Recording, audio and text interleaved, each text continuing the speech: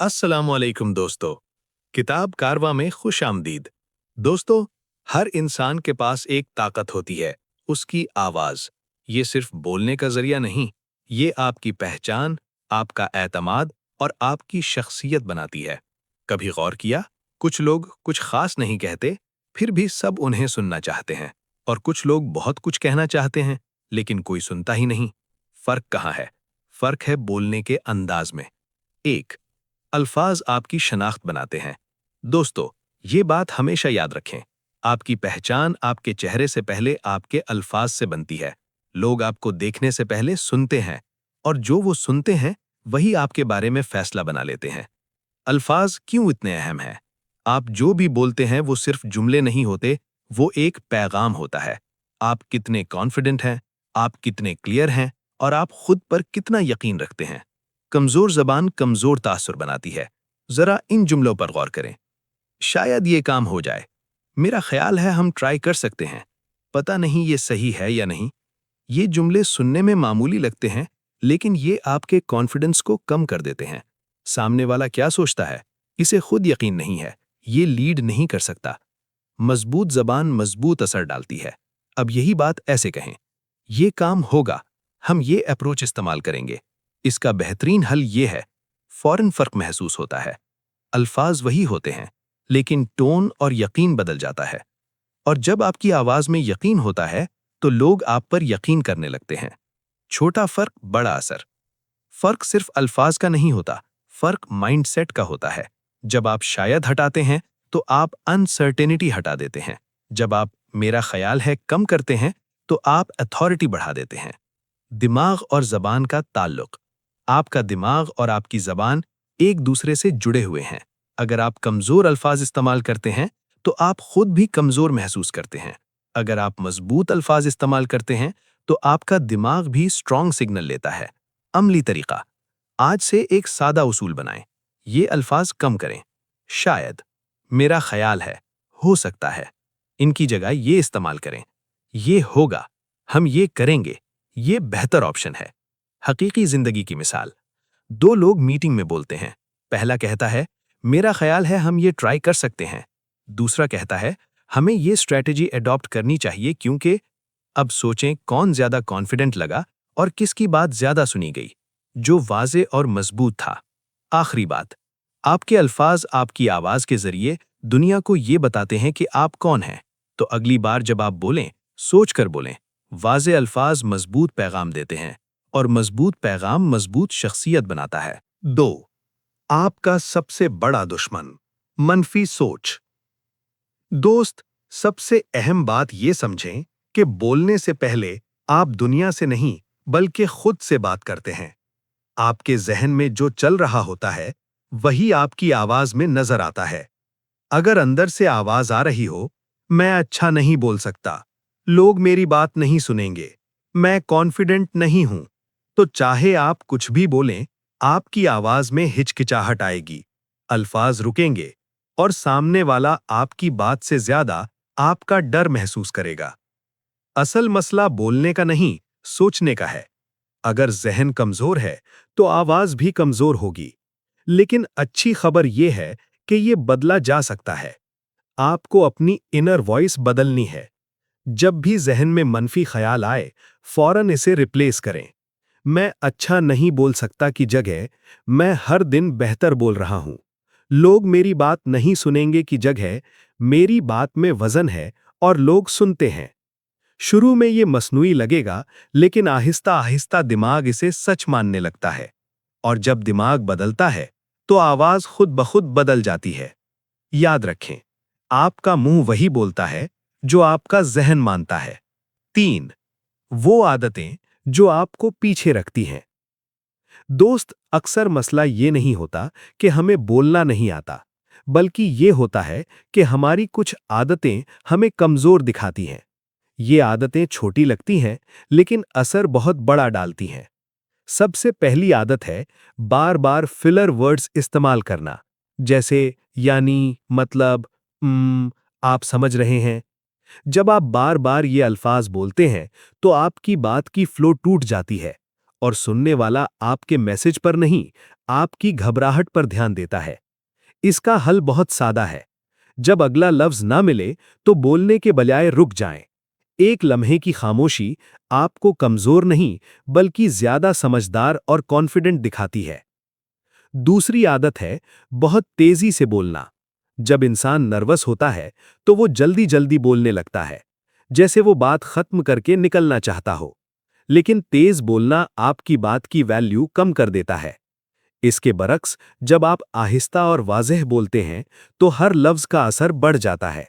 सुनने वाला आपको संजीदगी से लेता है। तीसरी आदत है आंखें चुराना। जब आप बात करते वक्त नजरें नीचे रखते हैं या इधर-उधर देखते हैं तो सामने वाले को लगता है कि आपको खुद यकीन नहीं है। आंखों में देखकर बात करना ट्रस्ट पैदा करता है, कनेक्शन बनाता है और आपकी बात को मजबूत बनाता है।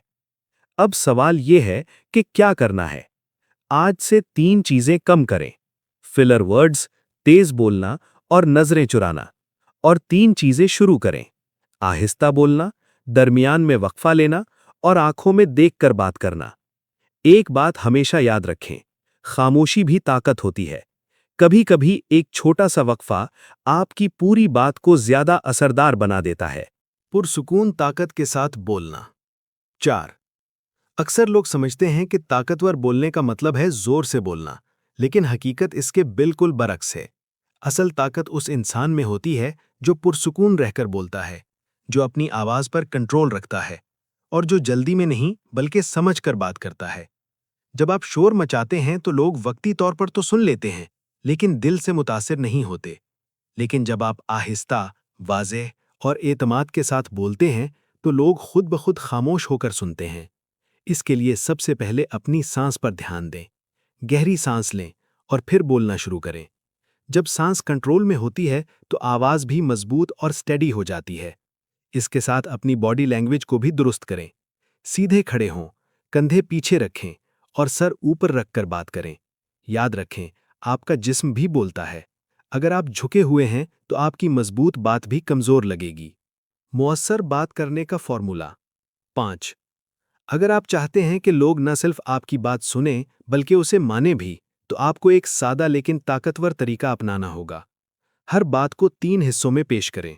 सबसे पहले मसला वाज़ेह करें ताकि सुनने वाला खुद को उससे रिलेट कर सके। फिर उसे एक नई सोच दें, कोई ऐसा जाविया जो उसने पहले न सोचा हो। और आखिर में एक साफ और अमली हल दें।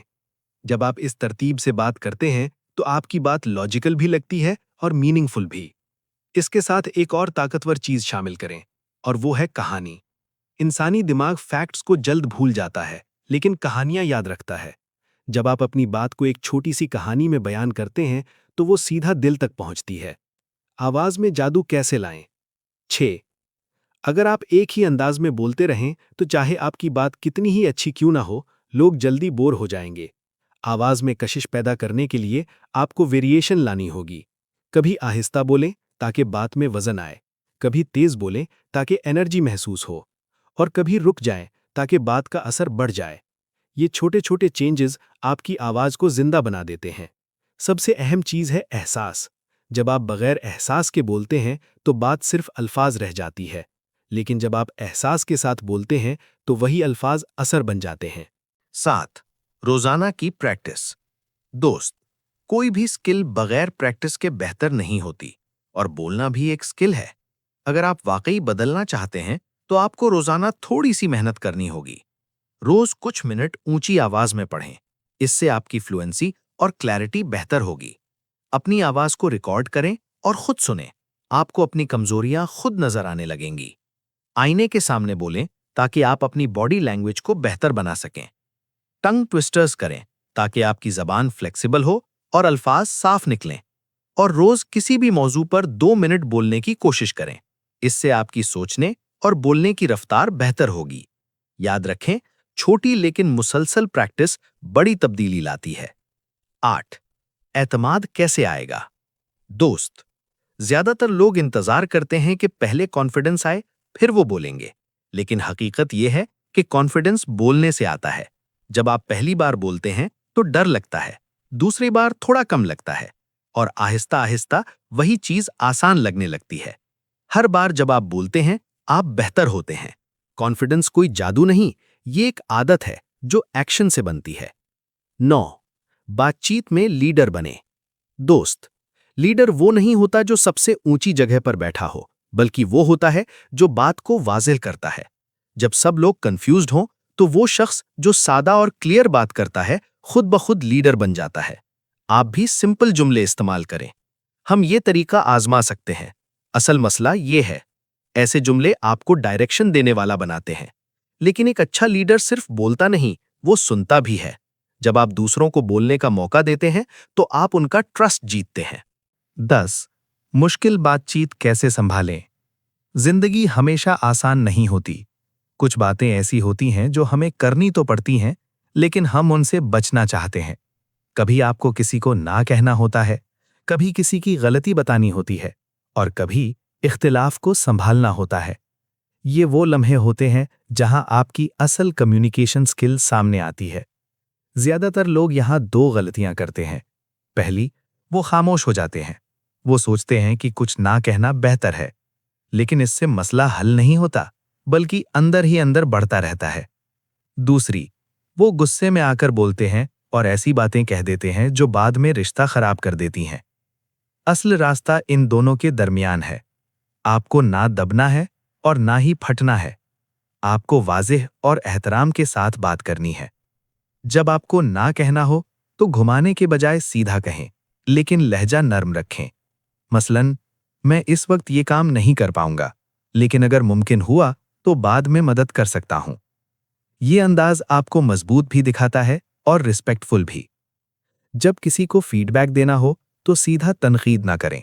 पहले उसकी किसी अच्छी बात को तस्लीम करें, फिर नरमी से बेहतरी की बात करें और आखिर में उसका हौसला बढ़ाएं। इस तरीके से सामने वाला डिफेंसिव नहीं होता, बल्कि बात को कबूल करता है।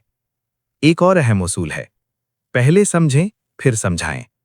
जब कोई आपसे इख्तिलाफ करे, तो फौरन जवाब देने के बजाय पहले उसकी बात पूरी सुनें। उसे महसूस होने दें कि आप वाकई उसे समझना चाहते हैं, फिर अपनी बात रखें। जब आप सुनने की आदत डालते हैं, तो लोग भी आपकी बात सुनने लगते हैं। याद रखें, मुश्किल गुफ्तगू में जीतने का मतलब ये नहीं कि आप सामने वाले को हरा दें, बल्कि ये है कि दोनों एक बेहतर नतीजे तक पहुंचें। 11. पब्लिक स्पीकिंग का खौफ खत्म करें।